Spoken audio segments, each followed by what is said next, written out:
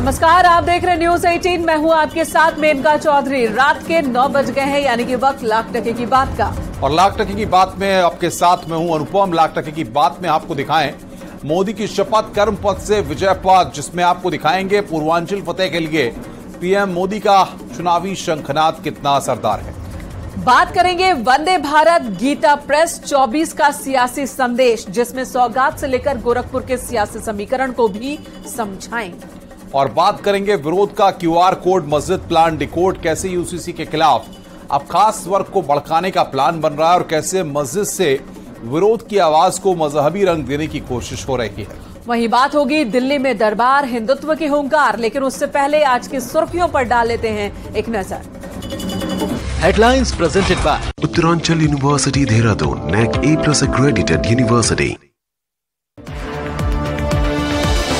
PM ने दिया वाराणसी को 12,000 करोड़ से ज्यादा परियोजनाओं की सौगात, लाभार्थियों को सौंपे चेक। कहा 2014 से पहले परिवारवादी सरकार चलती थी, सरकार बदली तो परिणाम भी बदलते दिख रहे हैं।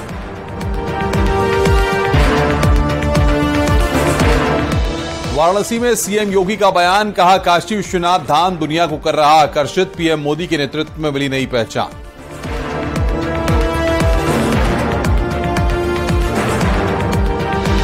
गोरखपुर रेलवे स्टेशन से वंदे भारत को हरी झंडी, पीएम मोदी ने किया रवाना। रेलवे स्टेशन के पुनर्निर्माण की पीएम ने शिलान्यास किया, सीएम योगी रहे मौजूद।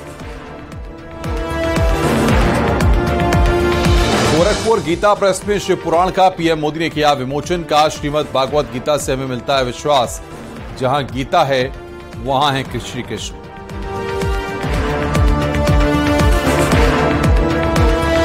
पीएम मोदी के प्रति लोगों की दीवानगी, भारी बारिश में प्रधानमंत्री का जोरदार स्वागत, सड़क के दोनों तरफ खड़े रहे हजारों लोग।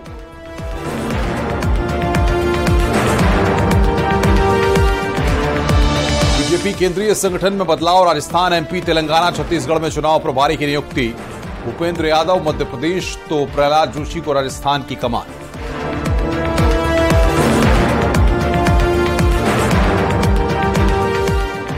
Headlines presented by Uttaranchal university Dehradun, NAC A+ accredited university.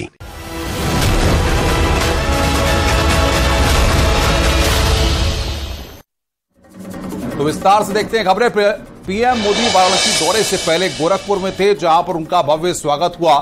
यहां तक कि बारिश में भीगते हुए गोरखपुर की जनता पीएम मोदी का स्वागत करते हुए नजर आई। और कुछ ऐसी ही तस्वीर पीएम मोदी और सीएम योगी 2024 में भी देखने की चाहत रखते हैं, और इसलिए सौगात के साथ ही अब संदेश भी दिया जा रहा है। दरअसल गोरखपुर में पीएम मोदी ने वंदे भारत ट्रेन को हरी झंडी दिखाकर रवाना किया, साथ ही गोरखपुर रेलवे स्टेशन के नवनिर्माण की आधारशिला भी रखी। वहीं पीएम और सीएम गीता प्रेस के कार्यक्रम में भी शामिल हुए, जहां उन्होंने संस्कृति और विरासत का संदेश दिया और कहा है कि भारत को वैश्विक स्तर पर 2014 के बाद नई पहचान मिली है, और ये तब और साकार हो जाएगा जब 2024 में भी बीजेपी की सरकार आएगी। आपको दिखाते हैं एक रिपोर्ट प्रधानमंत्री के यूपी दौरे पर।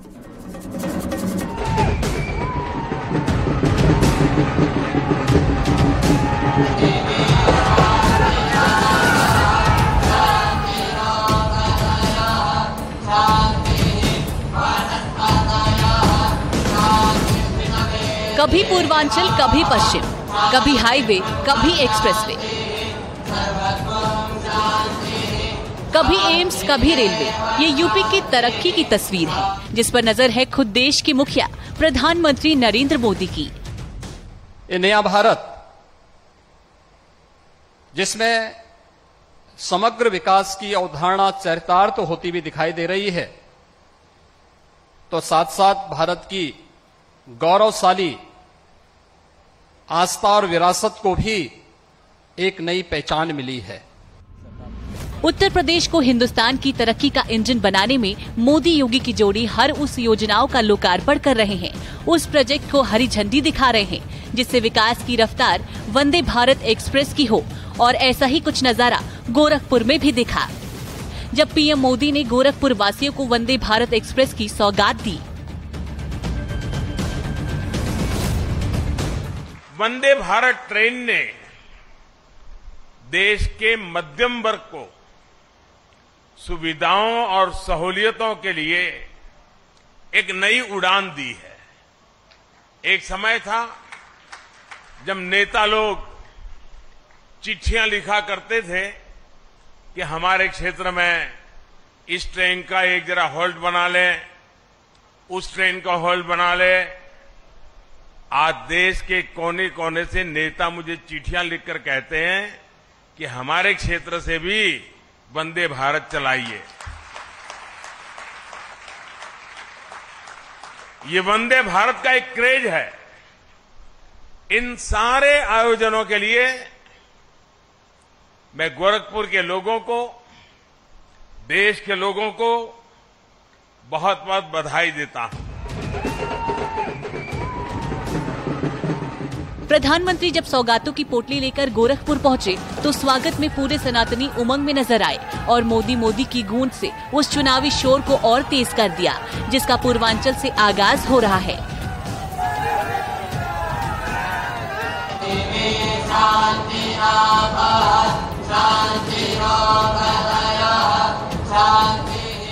गोरखपुर भले ही गीता प्रेस के लिए फेमस हो, लेकिन राजनीतिक लिहाज से यहाँ की पूरी पॉलिटिक्स सिर्फ एक ही नाम के इर्द गिर्द घूमती है, वो है योगी आदित्यनाथ। हिंदुत्व के फायर ब्रिगेड नेता के तौर पर पहचान बना चुके हैं। योगी आदित्यनाथ 19 साल तक सांसद रहे। 1998 से 2014 तक लगातार जीत मिली। हर बार योगी की जीत का अंतर बढ़ता गया। 2017 में गोरखपुर की सीट छोड़नी पड़ी। उपचुनाव में एसपी के प्रत्याशी को जीत मिली। 2019 में रवि किशन गोरखपुर से सांसद बने। हालांकि 2017 के उपचुनाव में पहली बार ऐसा हुआ जब विपक्षी गठबंधन की वजह से बीजेपी का अजय दुर्ग मानी जाने वाली गोरखपुर सीट पर बीजेपी को हार का मुख देखना पड़ा। लेकिन 2019 के लोकसभा चुनाव में बीजेपी ने फिर कमबैक किया और 2024 के लिए खुद पीएम मोदी गोरखपुर में सौगातों के साथ शंखनाद करते नजर आए। अब भारत की नौसेना के झंडे पर छत्रपति शिवाजी महाराज के समय का निशान दिखाई दे रहा है। अब गुलामी के दौर का राजपथ कर्तव्य पथ कर बनकर कर्तव्य भाव की प्रेरणा दे रहा है। आज देश की जनजातीय परंपरा का सम्मान करने के लिए देश भर में जनजातीय स्वतंत्रता सेनानी म्यूजियम बनाए जा रहे हैं।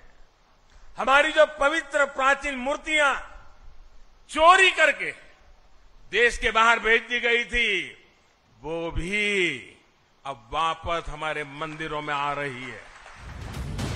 गोरखपुर में पीएम मोदी का कार्यक्रम इस लिहाज से भी खास है क्योंकि गोरखपुर और आसपास की राजनीति एक समय ब्राह्मण और ठाकुर जातिगत गोलबंद के पैमाने पर चलती थी, लेकिन अन्य जातियों के उभार के बाद समीकरण काफी हद तक बदल गए हैं और इस बदले समीकरण को साधने के लिए खुद पीएम मोदी और सीएम योगी अब चुनावी मैदान में दम दिखा रहे हैं। Bureau report, news 18।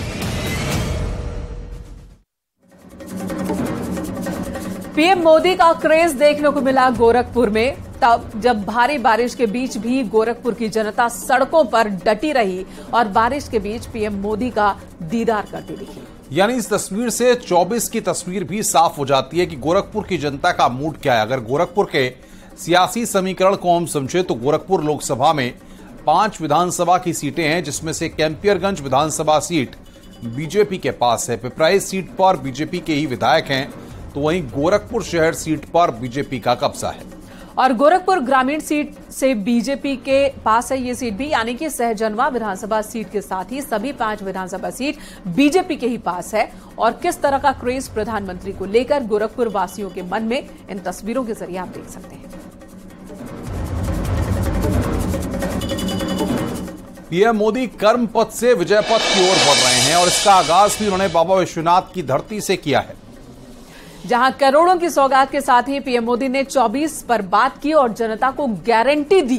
दरअसल पीएम मोदी का वाराणसी दौरा बहुत ही महत्वपूर्ण है क्योंकि बीजेपी ने पूर्वांचल में 27 लोकसभा सीटों का टारगेट रखा है। पूर्वांचल को काशी और गोरखपुर क्षेत्र में बांटा गया है, जिसमें से काशी क्षेत्र की 14 सीटों में से 12 सीटें बीजेपी के पास हैं और गोरखपुर क्षेत्र की 13 में से 10 सीटों पर बीजेपी का कब्जा है। लेकिन अंबेडकर नगर, गाजीपुर, घोसी और जौनपुर जैसी सीटें हैं जिन्हें जीतने के लिए बीजेपी ने कमर कस ली है। साथ ही आजमगढ़ सीट पर फिर कब्जे की तैयारी की गई और इसी को देखते हुए पीएम मोदी और सीएम योगी ने वाराणसी से 24 का चुनावी शंखनाद कर दिया है। आपको दिखाते हैं एक रिपोर्ट।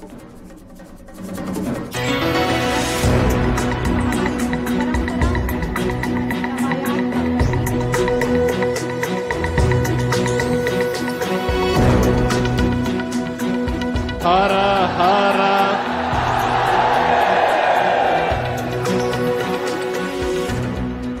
काशी के कायाकल्प का एक नया अध्याय लिखा जा रहा है। बाबा विश्वनाथ के धाम को बुलंदियों पर पहुंचाया जा रहा है, क्योंकि गंगा पुत्र एक बार फिर अपने संसदीय क्षेत्र वाराणसी में है। काशी दौरे पर पीएम मोदी ने न सिर्फ जनता का अभिवादन किया, बल्कि शहर को कई सौगातें भी दी, जो विकास के पथ को संकल्पित कर रही है।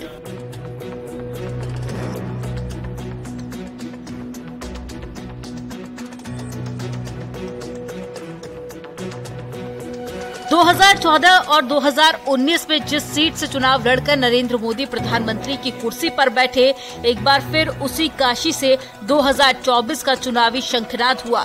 गंगा पुत्र ने एक बार फिर से वाराणसी से चुनावी अभियान का आगाज किया।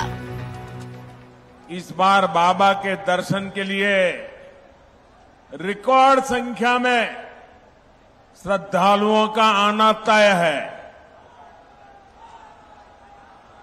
लेकिन इन सब के साथ एक और बात तय है। अब जे भी बनारस आई तो खुश होके ही जाई। आपने देखा होगा काशी के मंदिरों और काशी के घाटों के नए स्वरूप को, और जैसे काशी सज धज रही है, G20 के सम्मेलन को भी नजदीक से काशी ने महसूस किया है। आजादी के अमृत महोत्सव वर्ष में भारत G20 समूह की अध्यक्षता आदरणीय प्रधानमंत्री जी के नेतृत्व में कर रहा है, तो संघाई सहयोग परिषद की ओर से 22-23 में काशी को सांस्कृतिक राजधानी के रूप में मान्यता देकर के काशी में उस सम्मेलन की अद्भुत छटा भी हम सब ने देखी है। पीएम मोदी का मिशन पूर्वांचल न सिर्फ विकास के लिहाज से अहम है, बल्कि इस दौरे का चुनावी मिशन भी है, क्योंकि मोदी के दौरे के साथ ही प्रदेश की योगी सरकार और बीजेपी पूरी तरह से चुनावी मोड में आ गई है। मोदी जानते हैं कि प्रधानमंत्री बनने की हैट्रिक लगाने के लिए यूपी में 2019 से बड़ी जीत हासिल करना जरूरी है, और यही वजह है कि पूर्वांचल की 27 सीटों को साधने के लिए पीएम मोदी ने यूपी के 2 प्रमुख जिलों से विकास के एजेंडे का संदेश दिया। पूर्वांचल में संगठनात्मक रूप से भाजपा ने 27 लोकसभा क्षेत्रों को काशी और गोरखपुर क्षेत्र में बांटा है। काशी क्षेत्र की 14 लोकसभा सीटों में से बीजेपी के पास 12 सीटें हैं, जबकि गोरखपुर क्षेत्र की 13 में से 10 लोकसभा सीटों पर बीजेपी का कब्जा है। दोनों क्षेत्रों की अंबेडकर नगर, गाजीपुर, घोसी, जौनपुर और लालगंज सीट पर बसपा काबिज है, और पूर्वांचल की आजमगढ़ सीट को सपा का गढ़ माना जाता है। हालांकि उपचुनाव में ये सीट भाजपा ने छीन ली थी, लेकिन आगामी लोकसभा चुनाव में इस सीट पर मुकाबला फिर से काफी रोचक होने वाला है। हालांकि पीएम मोदी की कोशिश पूर्वांचल की सीटों पर फतेह करना और 80 के लक्ष्य को साधने की है, जिसके लिए सीएम योगी भी कदम से कदम मिला रहे हैं। यहाँ यूपी में भी करोड़ों लाभार्थियों ने मुद्रा योजना का लाभ उठाकर अपना काम शुरू किया। इसमें सबसे अधिक लाभ गरीब, दलित, पिछड़े, आदिवासी, अल्पसंख्यक परिवारों से जुड़े साथियों और महिला उद्यमियों को हुआ। प्रधानमंत्री नरेंद्र मोदी वाराणसी से सांसद हैं, और वहीं देश में बीजेपी के फायर ब्रांड हिंदुत्व का चेहरा मुख्यमंत्री योगी आदित्यनाथ गोरखपुर का प्रतिनिधित्व करते हैं। ऐसे में 24 के चुनावी शंखनाद के लिए इन दोनों शहर को चुना गया, और गोरखपुर के साथ ही काशी विश्वनाथ की धरती से चुनावी शंखनाद किया गया। Bureau report, news 18। चलिए बात यूसीसी की कर लेते हैं। अभी सिर्फ लॉ कमीशन ने यूसीसी पर सुझाव मांगे हैं। इतने में ही AIMPLB समेत कई मुस्लिम संगठन अपनी पूरी ताकत के साथ समान नागरिक संहिता के विरोध में खड़े हो गए हैं। पहले क्यूआर कोड लाया गया तो अब विरोध की नई टूल किट तैयार की गई है। इसमें मुसलमानों को बताया जा रहा है कि आखिर क्यों यूसीसी पर्सनल लॉ को खतरा है और कैसे इसका विरोध किया जाए। देश की एकता को अटूट करने के लिए कोशिश के खिलाफ ये शातिराना साजिश अब तेजी से अपना रूप ले रही है। सबसे पहले आपको बताते हैं कि आखिर विरोध की टूल किट में है क्या क्या। यूसीसी के विरोध में मस्जिदों में तकरीर की तैयारी की गई है। मुस्लिम पर्सनल लॉ को खतरा बताकर लोगों को भड़काया जा रहा है। विरोध के लिए क्यूआर कोड के बाद अब हेल्प डेस्क तैयार की गई है। ऐशबाग में यूसीसी विरोध पर हेल्प डेस्क बनाया गया है, जिससे लॉ कमीशन को जवाब भेजने में मदद मिलेगी। यानी कि एक देश एक कानून के विरोध में मौलाना और मौलवी अब हर तरह का हथकंडा अपना रहे हैं। देखिए ये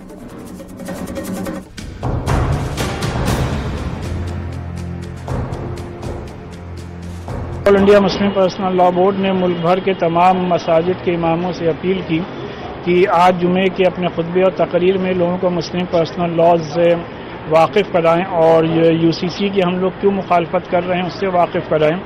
और जो बोर्ड ने लिंक जारी किया है उसके जरिए से लोग अपनी बात लॉ कमीशन तक पहुंचाएं। समान नागरिक संहिता को लेकर देश में न सिर्फ सियासी टेम्परेचर हाई है, बल्कि जितना इसे देश के लिए जरूरी बताया जा रहा है, विरोधी इसे इतना ही नुकसानदेह साबित करने की पुरजोर कोशिश कर रहे हैं। हाल ही में विधि आयोग ने यूसीसी पर रायशुमारी की शुरुआत की थी। देश के लोगों से सुझाव मांगे गए, तो अब यूसीसी का विरोध करने वालों ने विरोध की टूल किट भी तैयार कर ली है। लखनऊ में बाकायदा ऐशबाग में न सिर्फ यूसीसी हेल्प डेस्क तैयार कर ली गई, बल्कि लॉ कमीशन के लिंक पर विरोध में क्या जवाब दे ये भी बताया जा रहा है।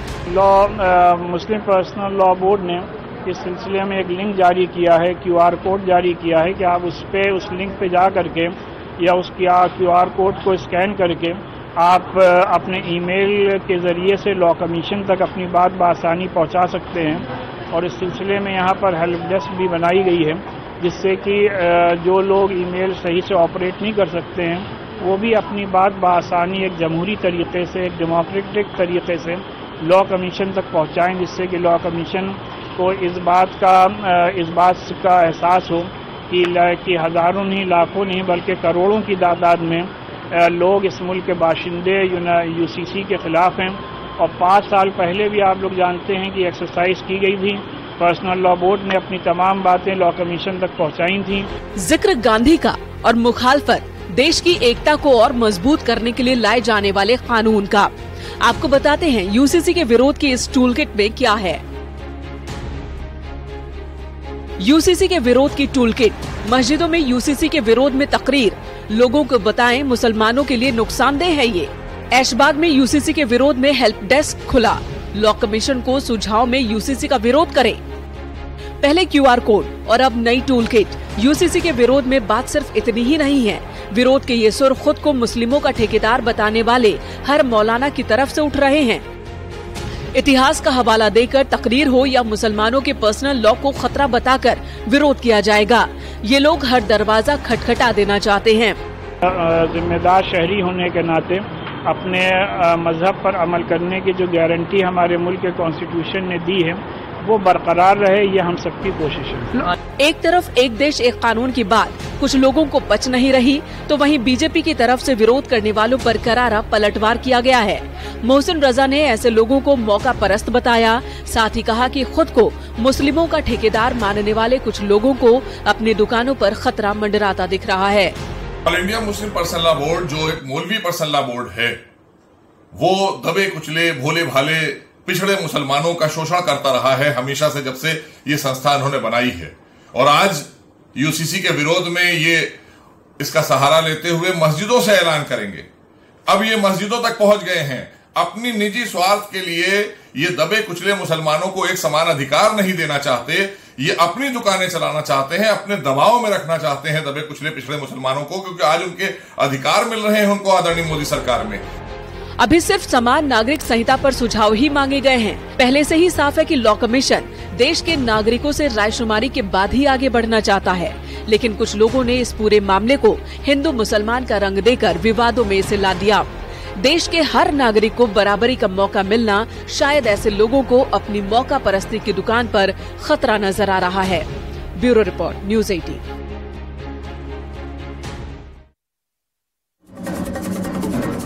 अपने दिव्य दरबार के जरिए देश और दुनिया में सुर्खियां बटोर चुके बाबा बागेश्वर उर्फ पंडित धीरेन्द्र कृष्ण शास्त्री देश की राजधानी दिल्ली में अपना दरबार लगा चुके हैं, जिसमें हिंदुत्व की बात हो रही है, सनातन का चैप्टर समझाया जा रहा है और उन लोगों को आईना दिखाया जा रहा है जिन्होंने धीरेन्द्र शास्त्री को टारगेट पर लिया था।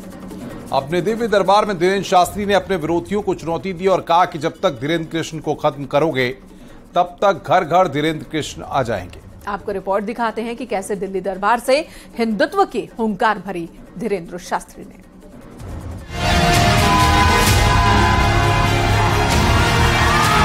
रामचंद्र भगवान की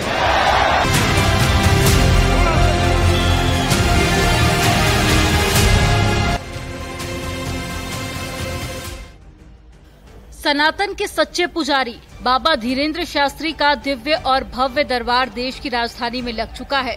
इस दरबार में जहां तक नजर जाएगी भक्तों की भीड़ ही भीड़, कोई कथा सुनने पहुंचा तो कोई अपनी परेशानी का हल ढूंढने। और जब बाबा ने सनातनियों के लिए जय जयकारा लगवाया तो पूरा दरबार हिंदुत्व के नारों से गूंज उठा। आज क्या भारत, दिल्ली, मुंबई, महाराष्ट्र, राजस्थान, साउथ, दक्षिण भारत, सब जगह हनुमान जी के नाम की धूम है। हमें लग रहा है अब सनातनी हिंदू जाग रहा है और अपने अधिकारों को समझ रहा है। अब जल्दी घर घर राम राज्य की स्थापना होगी।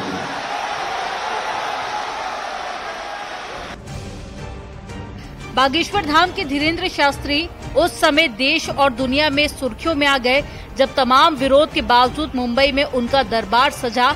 लेकिन जब बाबा ने अग्नि परीक्षा पास कर ली तो देश में उनके लिए मान सम्मान और बढ़ गया। और फिर हिंदुत्व का नारा बुलंद करने वाले शास्त्री पर सियासी शास्त्रार्थ भी शुरू हो गया, जिस पर उन्होंने चुन चुन कर जवाब दिया। हमारी कथा या दरबार किसी के नाम के प्रचार के लिए नहीं होती है, न हमसे इस बहाना तुम करवाना। हम तो कथा इसलिए दे देते हैं कि बाहर में गया खर्चा करें, जे फायदा हो सकता। हमारा तो सिद्धांत है। अब अच्छा देखो, तो जितने लोग जे लेते बैठे, इन लोगों की विचारों की क्षमता तो है। अमीरों के तो लाखों गुरु होते हैं, वो दान देते हैं तो गुरुदेव आशीर्वाद देते हैं। गरीबों का कौन है? जो किराया उधार उठा कर आते हैं, मजदूरी करते हैं, उनके बागेश्वर अच्छा है। यूं ही नहीं, धीरेन्द्र कृष्ण शास्त्री के दिल्ली दरबार में लाखों श्रद्धालुओं की भीड़ उमड़ पड़ी। इसके पीछे की वजह सनातन का झंडा बुलंद करना और हिंदू राष्ट्र की मांग भी है, क्योंकि यहाँ मौजूद लोग भले ही बाबा से अपने कष्ट दूर करने की अर्जी लाए हों, लेकिन भरोसा है बाबा ही हिंदू राष्ट्र की कल्पना को साकार करेंगे। हमने तो सोचा भी नहीं था दर्शन मिल जाएंगे आज, नसीब है बाबा ने बुला लिया हमारे को। कहाँ से आई हैं? बेटा जी मैं तो पंजाब से आई हूँ। मेरा कनाडा बैठे का दिल था बाबा जी से मिलूं, तो मैं मिलना बाबा जी से चली गई वृंदावन। वृंदावन से लगन अब भी है कि बाबा जी को मिलने, पर जहाँ पे आके मैंने दर्शन तो जरूर बाबा ने करवा दी। आपकी दया से हो जाएंगे, हनुमान जी की दया से हो जाएंगे। और लेकिन एक बात बताऊं, जहाँ पे बस कहना नहीं चाहती, बस भगवान ही जानी जाने है, धीरेन्द्र शास्त्री खुद जानी जाने। जब से बाबा सियासत के केंद्र में आए हैं तभी से उनके विरोध में कुछ लोग खड़े हो गए, लेकिन धीरेन्द्र कृष्ण शास्त्री ने अपने विरोधियों को चुनौती दी। जब तक धीरेन्द्र कृष्ण शास्त्री को खत्म करोगे तब तक घर घर धीरेन्द्र कृष्ण बनवाएंगे। और इसी के साथ यहाँ रुकेंगे एक छोटे से ब्रेक के लिए। ब्रेक के बाद न्यूज 18 पर खबरों का सिलसिला लगातार जारी है।